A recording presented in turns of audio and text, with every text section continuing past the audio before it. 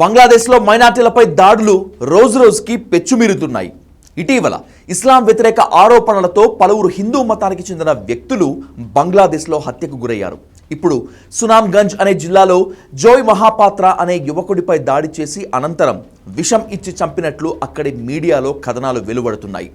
సునామ్గంజ్ జిల్లాలో జోయ్ మహాపాత్ర అనే హిందూ యువకునిపై అక్కడి అల్లరి మూకలు దాడి చేశాయి. అతన్ని తీవ్రంగా కొట్టి అనంతరం విషం ఇచ్చాయి. దీంతో అపస్మారక స్థితిలోకి వెళ్లిన మహాపాత్రను ఉస్మానీ ప్రభుత్వ ఆసుపత్రికి తరలించగా చికిత్స పొందుతూ చనిపోయాడు. జనవరి 8న జరిగిన ఈ ఘటన ఆలస్యంగా వెలుగులోకి వచ్చింది. కొంతకాలంగా బంగ్లాదేశ్ హింసతో అట్టుడికిపోతోంది. కొన్ని రోజుల క్రితం అక్కడి స్టూడెంట్ లీడర్ ఉస్మాన్ హాదీ మృతితో హిందువులపై మొదలైన దాడులు ఏమాత్రం శాంతించడం లేదు. గడచిన 40 రోజుల్లోనే 12 మంది హిందువులు హత్యకు గురయ్యారంటే అక్కడి పరిస్థితులు ఎంత దారుణంగా ఉన్నాయో అర్థం చేసుకోవచ్చు. ఈ దాడులకు స్పష్టమైన కారణం ఏమీ లేకపోయినప్పటికీ అక్కడి మత ఛాందసవాదులు హిందువులే టార్గెట్గా దాడులు జరుపుతున్నారనేటువంటిది కాదనలేని వాస్తవం. బంగ్లాదేశ్లో జరుగుతున్న హత్యలను భారత్ పలుమార్లు ఖండించింది.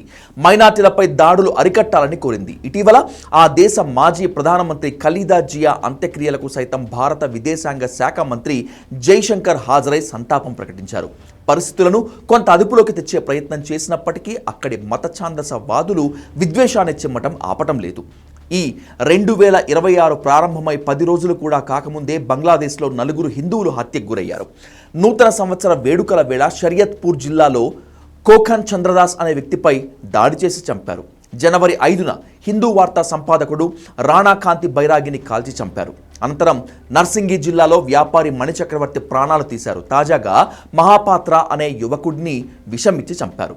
బంగ్లాదేశ్లో ఇంత పెద్ద ఎత్తున హిందువులపై దాడులు జరగటం భారత్ను తీవ్ర ఆందోళనకు గురిచేస్తోంది.